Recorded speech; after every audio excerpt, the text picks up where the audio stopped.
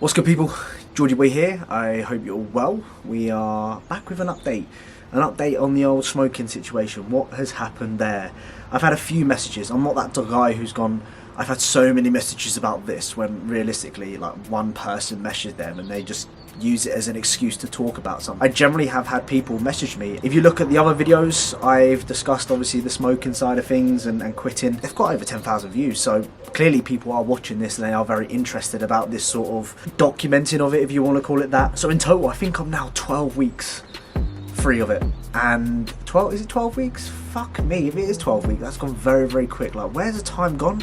Madness. It's been probably the hardest thing I've ever had to do in my life, I'll be honest with you. Background story, I'm not going to dive too much into it, I've done it in other videos, but I used to smoke a couple times a week. Firstly, that's how it started off, you know, the usual sort of spliff here and there. Then it progressed to, let's say, 3-4 days a week. Then it would be 5-6, then it'd be 7 days a week. Then I will be doing it multiple times throughout the fucking day. Then it would start at 3 o'clock in the afternoon. Then it'd be like 2 o'clock, 1 o'clock in the afternoon. And I was literally just wasting my life away smoking. Now, I've got nothing bad to say about cannabis. I think it's fucking great. It does its job. In moderation though, and that's just with any drug you take. If you abuse it, you get the negatives. If you do it in moderation, you get the benefits, right?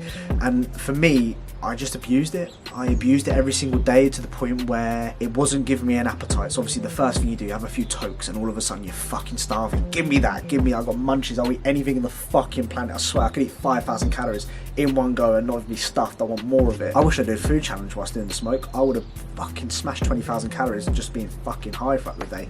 Sorry about my language. So yeah, that was obviously the benefits when you first start out. You get the high, and don't get me wrong, like sex, man, I tell ya. Let's keep this between the video, man. I used to fucking last ages. Fucking, where did that come from? Like, it's literally like drinking. When you drink alcohol, you go forever. When I was smoking, yeah, I could just fucking, however long you want to go, we'll fucking go, you know, 45 minutes, an hour. You want to go longer than that, we can. Mostly me being absolutely fucked afterwards. Probably why I wasn't gaining any weight from it, because I was fucking burning calories doing that. Anyway, different story. Yeah, I didn't last very long, by the way. Yeah, it's fun. It is fun. You know, you fucking sit there, you're chatting. Well, I'm a waffler.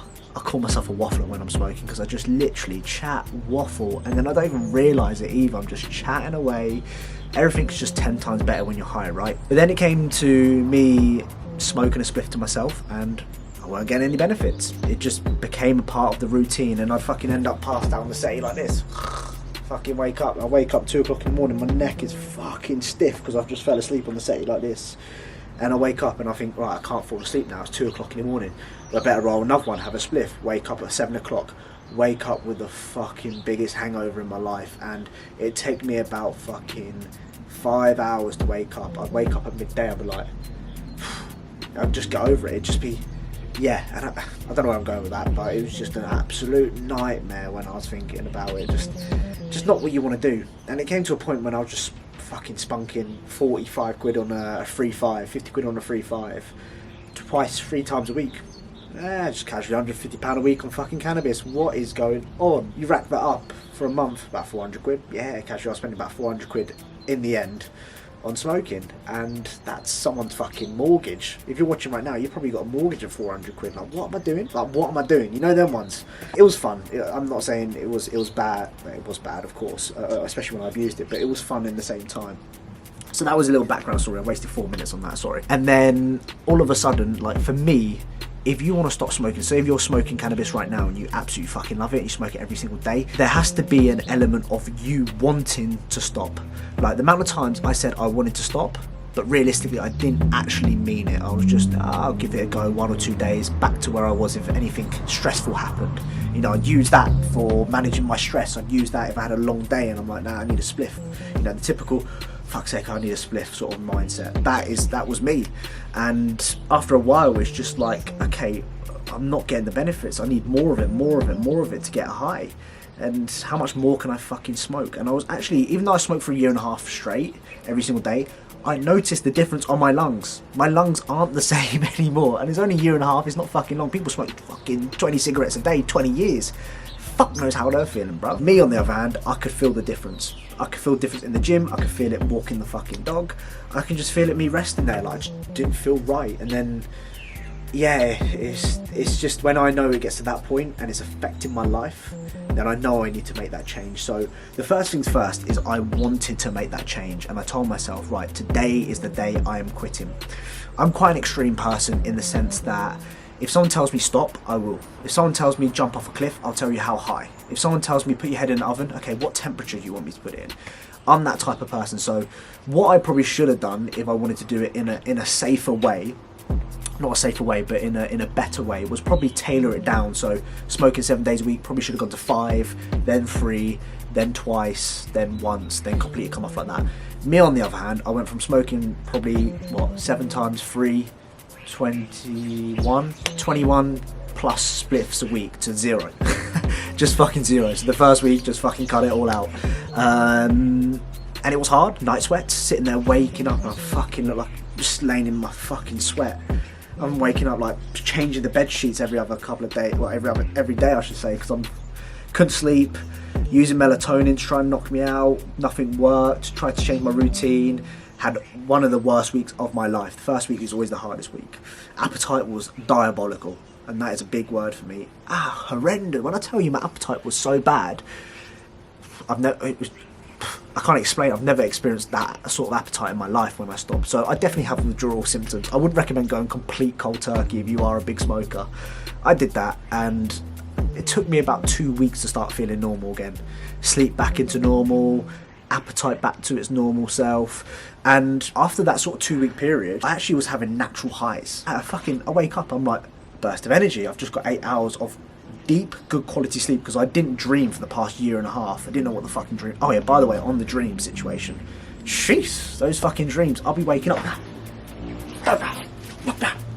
It was like serious shit, man. I've woken up. It wasn't nightmares or anything like that, but I was waking up like, was that real? Did that just happen? The dreams are mad when you finish, when you stop smoking. So it was a tough 2 weeks, and then I started getting those natural highs. I felt amazing in the gyms. Felt like I had just all this energy from nowhere, and I just felt normal again. Because what happens, and this goes with like dieting and stuff like that, you do it for a longer period of time, you start to feel like that is the normal.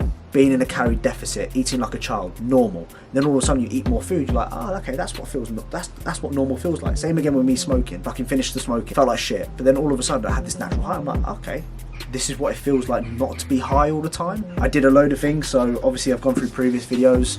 I did journaling, so journaling was one thing that I wrote. I wrote down all my thoughts in my head because I had a lot of shit going on in my head during those first 2 weeks. Journaled, this one's called the Mind Journal. I'll put the links down below if anyone is interested.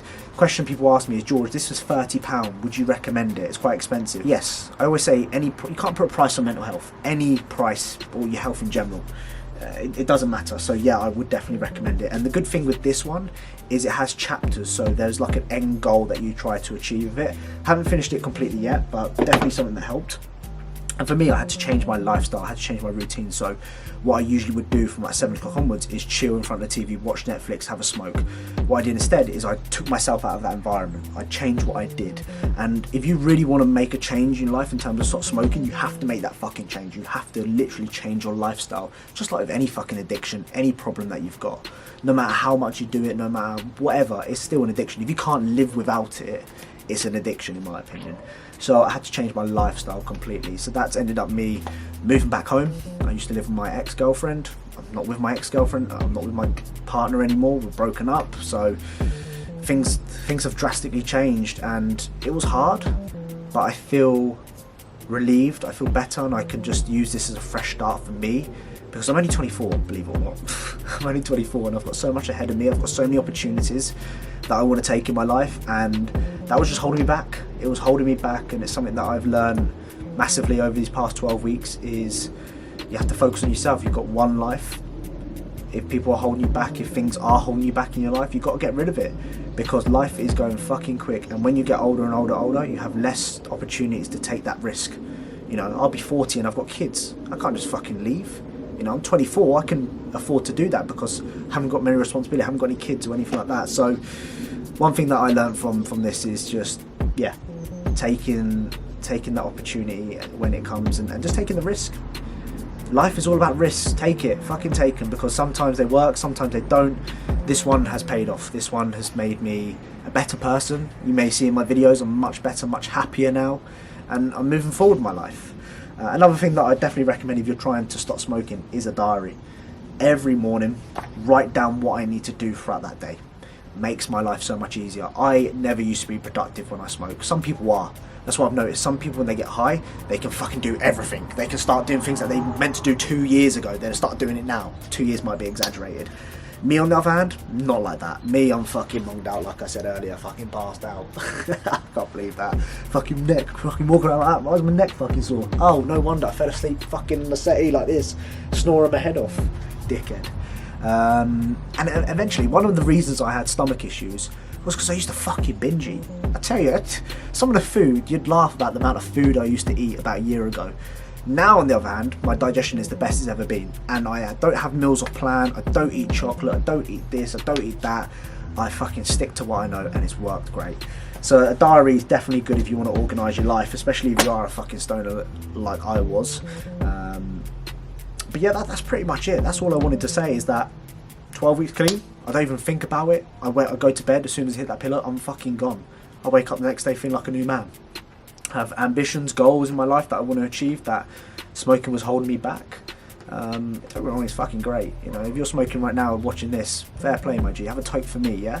But at the same time, just be aware that, you know, if you have ambitions and if you are someone that wants to achieve something in your life, that shit ain't good, especially if you're doing it every single day, and moderation is key with it, because it can mentally, like, I was fucking forgetting about half the shit I was thinking I did something about 10 minutes ago. I don't even know, I was dementia at fucking 24.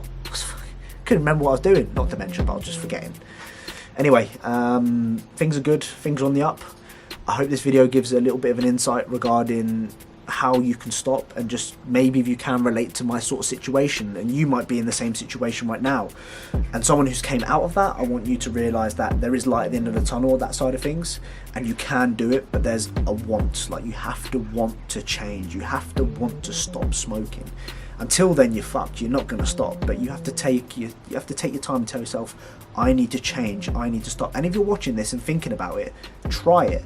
Try living without it and just see what life is like. Try and manage your stress in other ways. Try doing things differently to what you've been doing in the past, and I promise you it'll make a massive difference. My name's Georgie Boy. Follow me on Instagram, GeorgeAwesome12, and I'll see you guys in the next one. Lots of love, yeah.